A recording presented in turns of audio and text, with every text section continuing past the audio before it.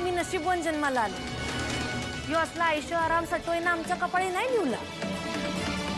तुमचं जगणं वेगळं आहे आणि आमचं जगणं वेगळं. आमच्या आयुष्याच्या वाटेवरती लई काटे येते. तुमच्यासारख्या महागड्या चपला घालून आम्ही नाही हिंडत. आम्ही अणवणी हिंडतो.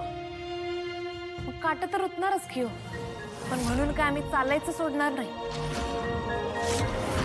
आणि तुम्ही ज्या गरीब माणसांनी नावं ठेवताय की नाही, ती जर एक दिवस तुमच्या आयुष्यात नसेल तर काय होईल याचा विचार करा.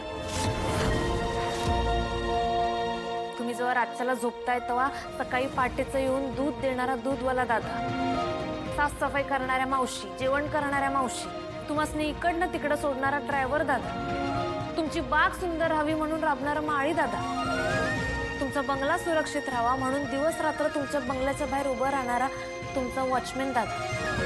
अहो एवढंच नाही, तुम्ही जे तुमच्या फोनवरनं ऑर्डर करताय की नाही ते सुखरूप तुमच्या दारापर्यंत पोहोचवणारा डिलिव्हरी बॉय.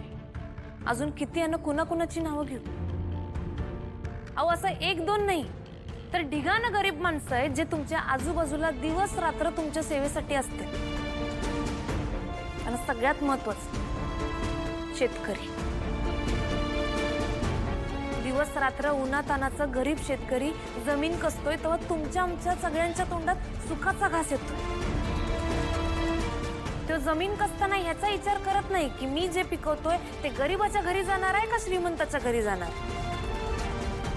मान्य आहे, सगळ्या कामाचं तुम्ही रोख पैसे देता, खरं काम केल्याचं पैसे मोजते येते तो, त्या मागच्या भावनांची किंमत करता येत नाही.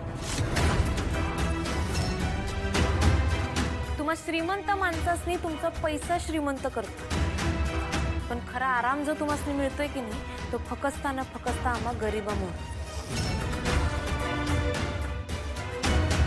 आता फक्त एक दिवसासाठी या सगळ्यासनी तुमच्या आयुष्यातनं काढून बघ, मग तुम्हाला कळेल गरीबाची काय लायकी असते. जगणं मुश्किल होईल तुमचं. अहो मॅडम, ताटावरनं उठताना अन्नदाता सुखी भव असं म्हणणारी संस्कृती आहे आपली. मग आपण केव्हापासून भेदभाव करायला लागलो.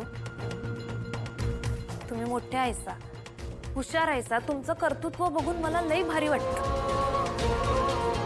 पण खरं आता तुम्ही जे काय बोललात ते मात्र पटलेलं नाही बघ. अहो एक वेळ गरीब कुठल्या बी परिस्थितीत जगत, खरं जर आम्हीच नसलो तर तुम्हा श्रीमंतांचं काय होईल.